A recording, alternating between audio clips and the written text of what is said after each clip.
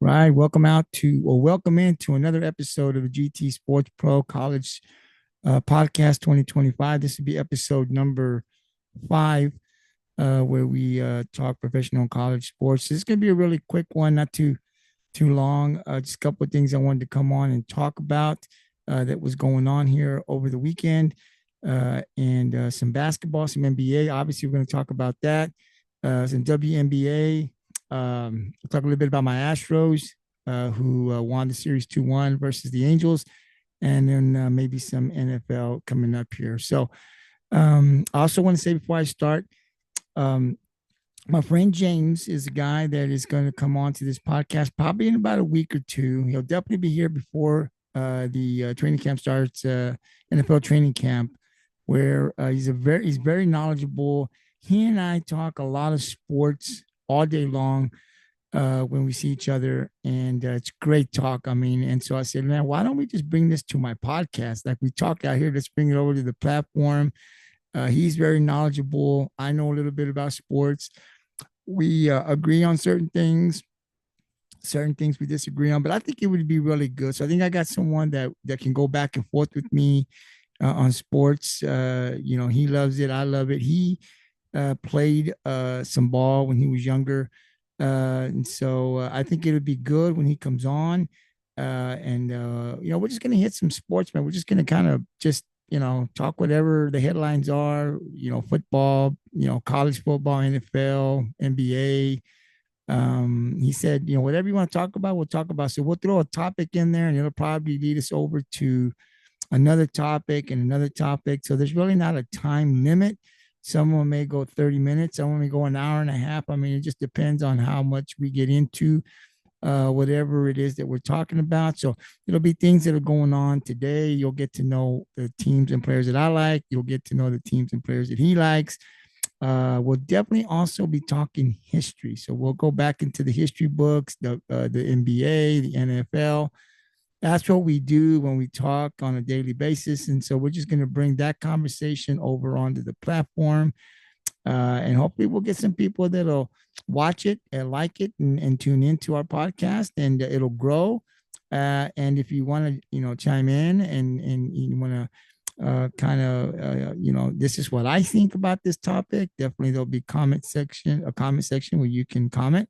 I know I'll definitely respond back to you. I'm not sure if James will have the time, if he'll do it, but I'm sure that if he is able to, he will. But it'll be a lot of fun. Like I said, we both like sports, and this is just for fun, to just kind of get some dialogue going. And NFL is coming up, so I think it'll be a lot of fun for us. Now, I'll come on every day, Monday through Friday. I'm not sure that James can come on every day. He'll have other things going on. If he can, that'd be great. If not, whenever he can join in, he'll join in. But we're looking to have a lot of fun with this. He's looking to start his own podcast in the future.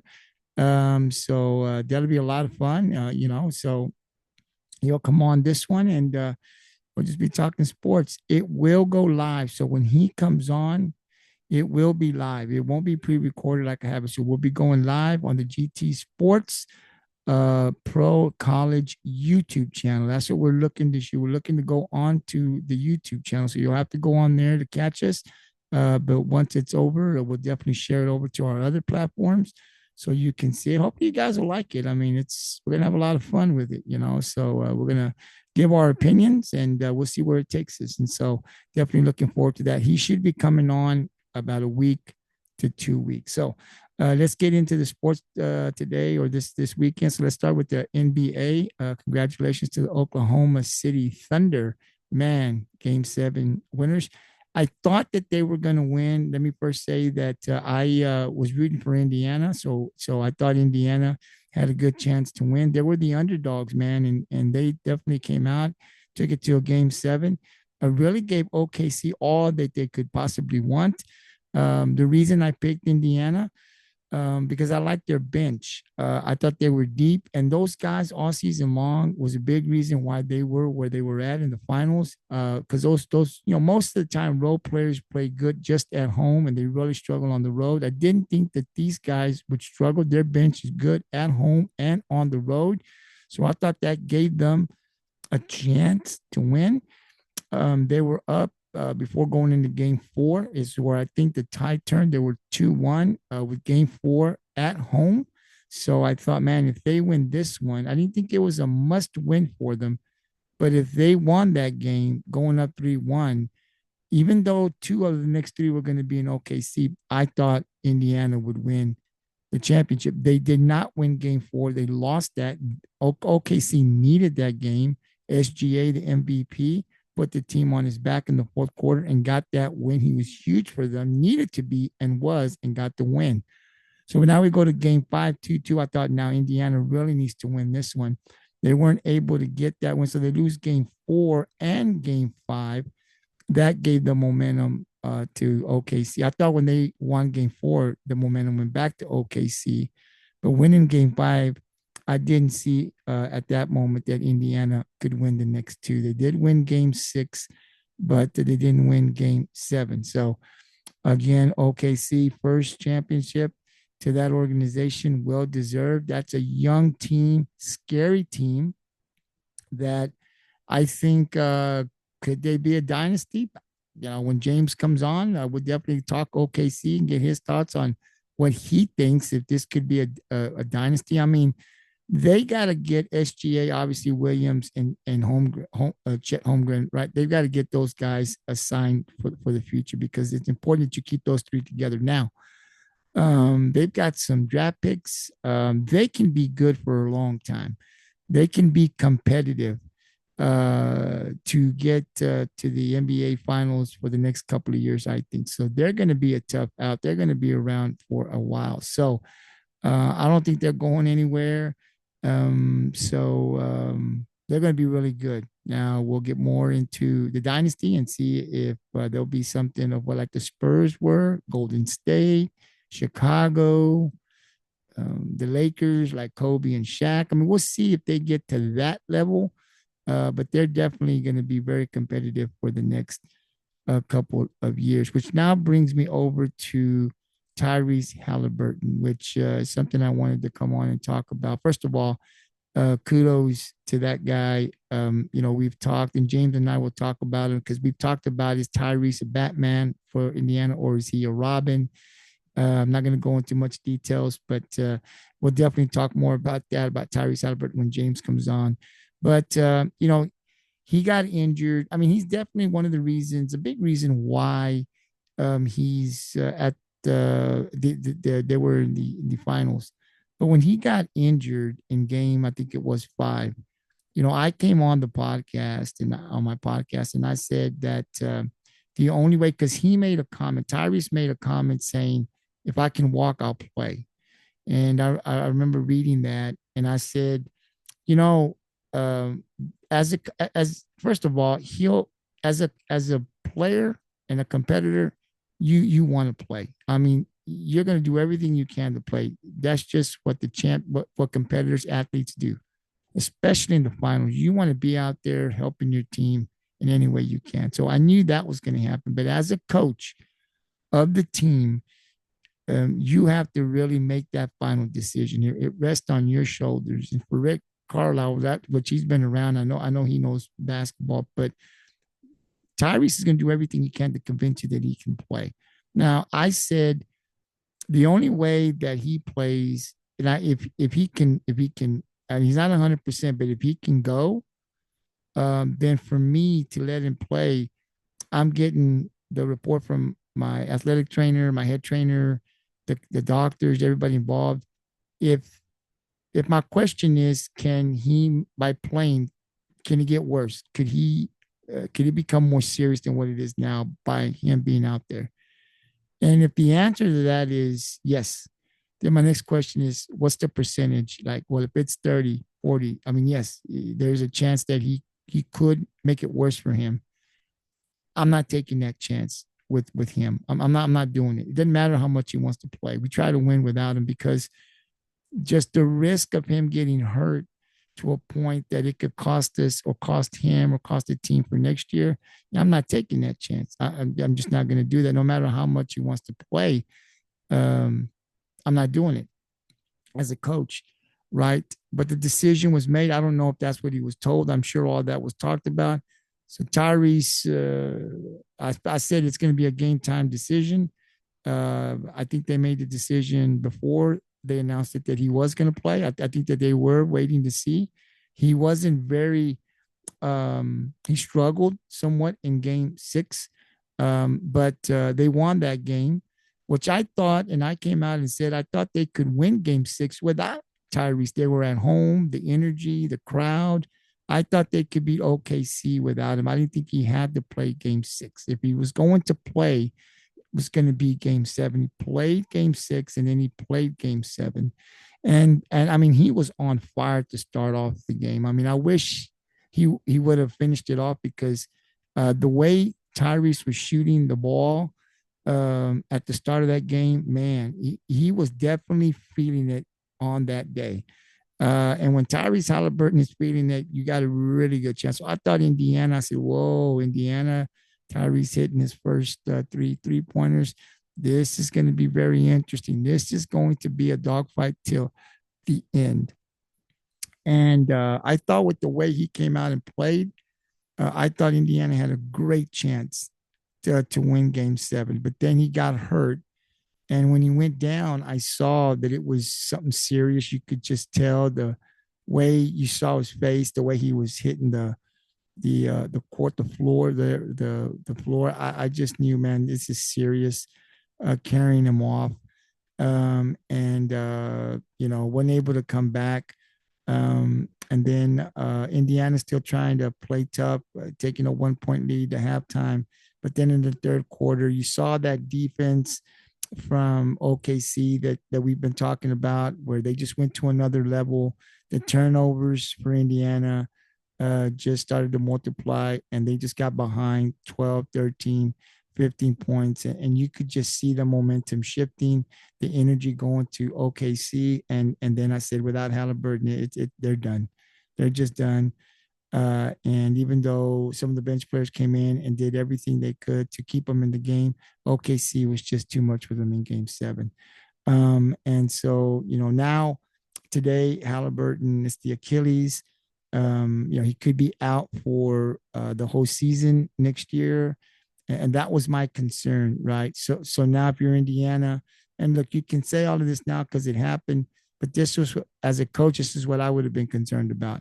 Now your star player for next year is questionable. He won't be ready for the start of the season. Heck, he may be out the whole year next year, have to sit out the whole year, which really hurts Indiana, I think.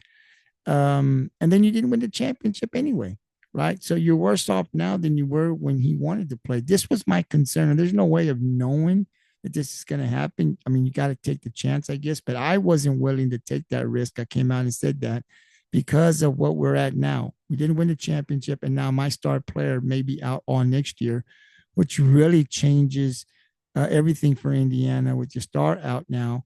And, really hurts you. Now, can you get back to the NBA Finals? Now you've got Milwaukee and Dame Lillard, one of the stars, out. Really hurts Milwaukee. Jason Tatum for Boston, maybe out all season next year. That really changes things for Boston. And now you've got Indiana, who star Tyrese Haliburton now out, could be out for all of next year. That really affects these teams, right, going into next year and what they can possibly do. Opens up the door now, I think, for a team like New York. Hey, Cleveland. I mean, Cleveland would be my favorite now if these three guys are completely out next year for their teams. I mean, Cleveland really has a shot now, if they can stay healthy, to get to the NBA Finals. New York was pretty close, so definitely can't count them out. But that's my concern when injuries like this, I mean, could get worse. I'm not willing to take that chance. Indiana did, and they might pay heavily for making that decision. But again, I understand Halliburton. I even understand what they're trying to do. I mean, you work so hard to get there. You're willing to take that chance, but I just think the risk is too much for a young player that I know I'm going to need him next year, and I know that we have a very good chance of getting back to the NBA Finals next year. So tough for him. We'll continue to keep an eye and see how things go with Tyrese Haliburton, but there's a very good chance that he could be out all of next year. So we'll see how all that plays out. But for Oklahoma City champions, they're going to be a tough out. Obviously, they're the favorite to win it next year. But listen, watch out because Kevin Durant is coming to Houston.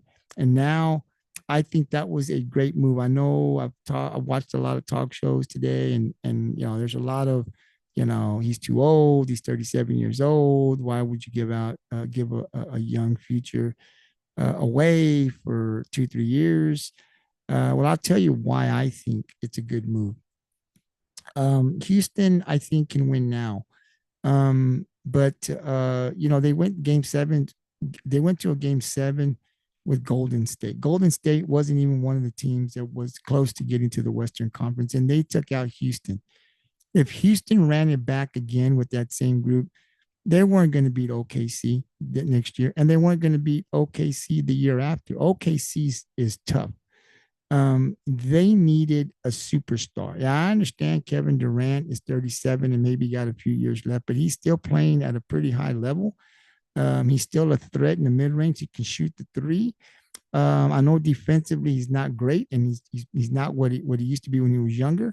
But he's still long, can still cause some problems. I know you gave up Dylan Brooks. You didn't want to do that. But Amen Thompson, man, he really balled last year. So I think Houston needed a superstar to come in with this young group and be able to help them get to the Western Conference and beat teams like Dallas, like Denver, and like OKC. Like, you were not going to beat those teams. I didn't think Houston was as good as they are, as young as they are, and as good as they are, and Ime Udoka, just a great coach. They were not going to get past all three of those teams. They were not going to beat Oklahoma with the team they had. They were not going to beat Denver, I don't think, and they were not going to beat Dallas now with Cooper Flag coming in. They needed a superstar. Kevin Durant was available. Kevin Durant wanted to come to Houston. It was one of his preferred destinations. I think you have to make that move. That Kevin Durant, if he's healthy and plays to the level that he's been playing the last couple of years, and he stays healthy, I think they can definitely compete with those three teams: Dallas, Denver, and OKC. I'll even go right here to as far as saying I don't see why they couldn't beat them if they stay healthy. That is a very young team. They now have that superstar guy that can still play at a high level. He's still hard to guard. I mean, you don't want to go double team because now Kevin Durant, what Kevin Durant does now is put pressure. You want to go double team, send gun down low. You don't want to leave these guys open. Now, Kevin Durant's going to be a handful for those defenses because whether he's 37 or whatever, 38, he's still someone that those defenses are going to have to worry about, which I think is going to open up shots for Jabari Smith Jr. Amen Thompson, I think, is going to continue to get better. They're going to have a better bench now. These guys outside of Van Vliet, which Van Vliet is now you've got Van Vliet, who is a champion with Toronto. You've got Durant, who's a two-time champion. Now you've got championship pedigree there, plus some young guys that can really, really ball. Now Houston is a threat. I don't care if you're OKC. I don't care if you've got to worry about Houston now if you were not worried. Kevin Durant will make you worry about that team because now Kevin Durant is with a team that can ball. He's got ballers around him. Not to mention, I think their bench is going to be pretty darn good. You're going to see some young guys really get more minutes. They re-signed Adams. So Houston, to me, right now, if they stay healthy, if Durant stays healthy and can play like he played the last couple of years, still playing at a high level, I don't see why. I don't think they would be the favorites over OKC, but I definitely think they can compete and beat OKC with Kevin Durant and those guys. So I'm looking forward to next year. I think the West is going to be great to go see. I mean, I live in here in Texas, but I'm closer to San Antonio and Houston than I am to Dallas. Dallas is a little further. But these teams play each other. So, to go to San Antonio and see Victor Wembanyama, absolutely. To go now to Houston and see those young guns with Kevin Durant, absolutely. To have Cooper Flag, who I think Dallas is going to take when he comes down to San Antonio or to Houston, it's closer to where I live, to be able to go see Cooper Flag now. I mean, now you're going to go see these guys, play each other. That is going to be awesome. So I can honestly tell you, it's been a while since I've been to an NBA arena to watch a game. But next year, I'm definitely going to watch these teams because it's going to be great. But I'm happy that Houston pulled the trigger. I know you give up a young a Jalen Green, who in a couple years is probably going to be an all-star dude. And you might look at that and say, man, I wish I'd not given him up. But I think Houston can win now. And the playoffs showed that Green was not still yet ready. One more year, 2 more years, you got to look at your competition. You got to look at the West, and you got to say to yourself, we're not beating these teams, right? Like, we need to bring in a superstar. And if Kevin Durant plays 4 more years, 3 to 4 more years, let's say he can play 3 more years, possibly 4 more years at a pretty decent level. If you win one championship out of the next 4 years with Kevin Durant, the trade was worth it, right? So he plays 4 years. If you win one championship in those 4 years, just one, the trade was worth it. So I think the trade is good. I understand people and they're thinking they didn't want to see this happen for an aging guy. But I think with Kevin Durant, if he stays healthy and the way I've seen him play, with those guys around him, I think they got a good chance in the next 2 to 3 years to be able to compete with these teams in the West that are really good. And I think with Kevin Durant, I don't see why they can't win, and beat these guys and get out of the West. So I see that happening. I'm excited to be able to be a part, to be able to go as a fan, to be able to see these teams play not only on TV but hopefully in the arena. It's going to be a lot of fun, but I definitely like that Houston pulled the trigger because I think they need a superstar to be able to beat the Dallases, the Denvers, and the OKCs. You weren't going to do it the way they were, the way that they were built last year. They came back this year to run it. Houston was not going to even make the Western Conference. Too tough. So Kevin Durant definitely puts him now on the same platform with these teams and gives Houston an opportunity to win. So definitely looking forward to that as well. And then I'm also going to be talking about LeBron James, right? And the Los Angeles Lakers, because we've been talking a lot about this. And so now the Buss family, right, who owned the Lakers for so many years, they have now sold the Lakers, which you really can't blame them. $10 billion, I think, was the evaluation I saw. And that's just crazy, right? So yes, I would sell my franchise too for that amount of money. But it is a little sad because the Buss family they've had so much success in the past years, right? With the championships that they won. Dr. Jerry Buss, the father, man, just a great job of purchasing that franchise years ago and bringing all those championships to LA. But sometimes, all good things have to come to an end. The family felt for whatever reason that it was time to sell. Can't really blame them for that with the amount of money that they're going to get. But this new owner that's coming in, I think can really help this team compete with some of those teams that they'll be competing with in the West: Denver, Dallas, Houston, OKC, Minnesota is also in it as well. So that's going to be very interesting because I read an article today where the new owner here says from the Los Angeles Lakers that he wants to build now around Luka Doncic.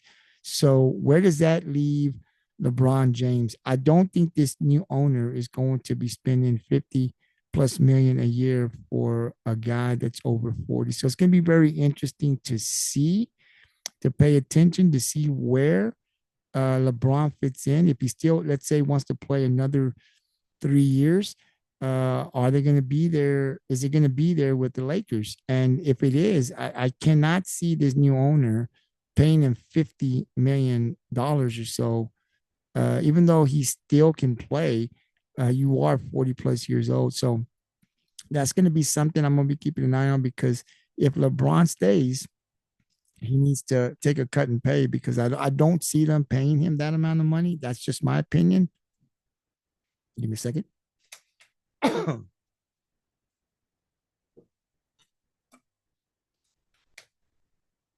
But it's gonna be very interesting to see where LeBron goes. So if he stays with LA, he'll take cut and pay, or will he go somewhere else to play? That's something to keep an eye on. But man, with this new owner coming in, I just don't see if they want to be competitive. That's the first thing they got to do is take a look at LeBron and say, "Look, man, you were great. You won us one championship, but we cannot, if we want to compete, keep paying you 50 something million a year because LeBron and Luca with a bunch of role players, you're not going to beat the best teams in the West. You're just not. You're just not. And so that's why I think changes have to be made and it's got to start with LeBron James. Look at Doncic is young. He's already come out and said we're going to build around Lucas. So where does that leave LeBron? I don't know. And I'm not trying to stir up no crap, but I'm just saying, if I'm the new owner coming in, LeBron's great, but I'm not paying him 50 million plus a year to play for the Lakers. I mean, something has to change, and I think it has to start with him. So it's going to be very interesting to see when they have that conversation what the new owner of the Los Angeles Lakers, the majority owner, will do, and what LeBron will be thinking once that conversation takes place. So I'll be definitely be I'll be keeping close eye and paying attention to what happens out there in Los Angeles. Just a small guy down here who loves basketball here in Texas, just taking a look and just wanting to see what's going to happen. But my guess is something has to change there for the Lakers to be competitive. I think it starts with LeBron James. So we'll see what happens. The last thing I'll say, I'll talk about here is WNBA. I was watching Caitlin Clark in the Indiana Fever take on the Las Vegas Aces. As I told you guys before, I'm a Caitlin Clark fan. So I watch a lot of their games. I get to know the other players on the Fever team, and then also the opponents that they play. I was really looking forward to the Las Vegas Aces and the Indiana Fever game, and the Aces get the win. I believe it was 89-81. So Caitlin in Indiana, they lose. I thought it was gonna be a good game. That game was played yesterday in the afternoon, but Caitlin really struggled, 19 points, but I think she was like 1 for 10 or something like that. 3 points. Really had a not so good of a game shooting. Her assists were great. I mean, I think her passing is second to none. I mean, she's just phenomenal in the pass. And I can see why people want to come and see her. She's exciting to watch, right? Even when she's not hitting and shooting those threes, she's still affecting the game with her passing, which was great. But Asia Wilson, who a lot of people think is the best player in the WNBA, showed yesterday why. Not so good in the first half, in the second half, got going. I mean, when she gets rolling, she's just hard to guard, right? Like she just gets going that low post, man. She's just dominant down there. And when she got going down there in the second half, it really opened up some shots for her teammates. They were able to knock some shots down. And then you just kind of seen the momentum going. You saw the Aces pick up energy, more confident, and you just kind of knew. I just knew, man, it's not going to be the Indiana Fever's night, and they took the loss, 89-81. I think Asia had 24 points, but that's where I go back to say that, when people say is Caitlin Clark second year the best player in the WNBA, I think that's kind of crazy to say because as good as she is and as exciting as she is to watch, there's still a lot of her game. I'm sure she would say the same thing that needs to develop, right? You still got to be able to carry a team consistently. You got to win a championship, and those things haven't happened yet. Now, all that being said, this was a bad game for her. All good players have bad games. I have all the confidence that Caitlin's going to get back on track. I think her next game is Wednesday. I'll be watching. And so I have no doubt that she's still going to continue to grow. Just a couple of bad games here. But that's where I say, when you play the Asia Wilsons, man, they know when they got to get going and when they got to carry the team, and those players show up. So I'm not saying by any means that Caitlin is no good because she is, but she's still young, has to understand the game, still got to develop. There's certain things that she still got to work on. Her second year in the WNBA, so exciting as she is to watch, and she is. Someone asked me, "Do you think she's the best player in the WNBA?" I said, "No. Oh no, not now. Now, can she get there? Absolutely. Can she be a three best players of all time? Absolutely. I mean, her IQ and the way she plays, there's no doubt in my mind that she can. She's not there today, but that's not to say that she won't get there at some point when her career is done. So that's why I enjoy watching her. But also when I'm watching her, I get to watch other players and I get to then see what other players do. And then I research them on their stats and stuff, and I'm able to talk about them as well here on the podcast. So even though I love Caitlin Clark and I'm a fan, and I hope one day I get to see her play live in an arena. We'll also be talking about other players because I get into the WNBA. I think I said this on our last podcast. I started watching the Houston Comets way back when the WNBA first started, and with Cynthia Cooper and Cheryl Swoops and Tina Thompson and those ladies who won championships. I was really watching all the time. So I've always liked the WNBA, and now I've got a player that I follow that's going to get me back into the WNBA. But like I said the last time, there's a lot of talent here. I mean, Caitlin Clark isn't the only one. So man, it's good to be able to get back and watch some of these girls do what they do best. And I'll definitely be watching the WNBA from here on out. But Caitlin Clark will get back on track. Definitely took the loss. It's a good game, but Caitlin a little off in this game. Well, not a little, she was off as far as her shooting. So hopefully she'll be back on track in the next game.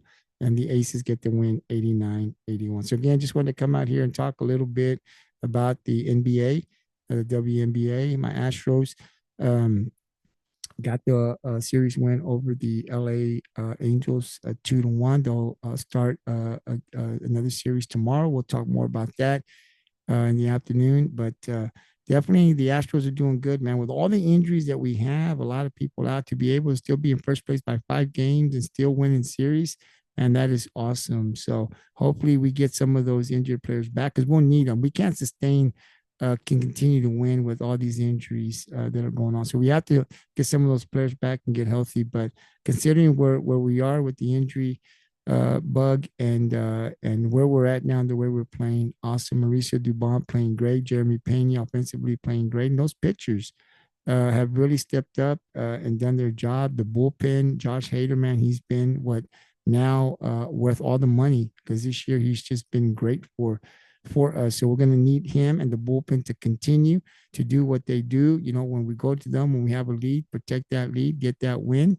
And then hopefully here in the next month or so, we'll get some of these injuries, these injured players back on the field. Jordan Alvarez, we need him back and some of those pitchers. So we'll see how things go, but definitely happy with the way the Astros are playing right now currently with all the injuries that we have. So we'll definitely continue to talk more Houston Astros as the season progresses. But then we'll get to the NFL. And I'll talk more about the Dallas Cowboys and Brian Schottenheimer and what I think is going to happen with my team.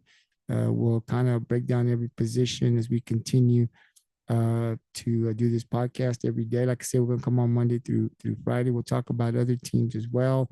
Arch Manning, really excited about the Longhorns this year. I think there is some pressure on Arch and the Longhorns. Is like I said, they got to start off at Ohio State. That's not going to be an easy game.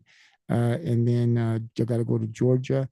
So as good as Texas, I think will be this year, they're going to have to get 2 tough wins on the road and get back to that championship. But I'm looking forward to watching Arch Manning play every Saturday for my team, the Longhorns. I think I'm an Arch Manning fan. You know, I mean, I think he's great. This is what I think is going to happen. You know, there's a lot of people out there that feel that Arch, because he didn't play at Texas, right, high school, that you know, if he has a bad game in week 1 against Ohio State, you know, people can say, you see, he's not as good as they made him out to be, and blah blah blah. But because I think he's a Manning, expectations are really high for him. Like, you know, you're kind of like at that bar. You're not like your average player. The expectations are really high. So when you don't meet those expectations, you know, you'll hear all the rumbling. But I think overall, you got to remember that as good as he was in high school, he's only played a couple games. This is, I mean, he's playing for a big university, all eyes on him. And all the success that Texas has had, he's still fairly new to college. So, I'm sure he's going to do more good than not, but he's going to have these games where he's going to struggle. So, if he beats Ohio State, I mean, his stock will continue to go up, right? If he loses to Ohio State and has a really, really bad game, you're going to start hearing the talks again. But for me, I think when it's all said and done, this guy is going to excel, and hopefully he's going to bring us a championship. So I'm an Arch Manning fan. So we definitely are going to be talking a lot of Texas Longhorns here, as well as we'll talk other sports. So it's going to be a lot of fun. Like I said, James will be coming on in about a week or two. Once he comes on, our podcast will go live. You can catch it on the GT Sports Pro College, our YouTube channel. It'll be shared onto the other platforms as well.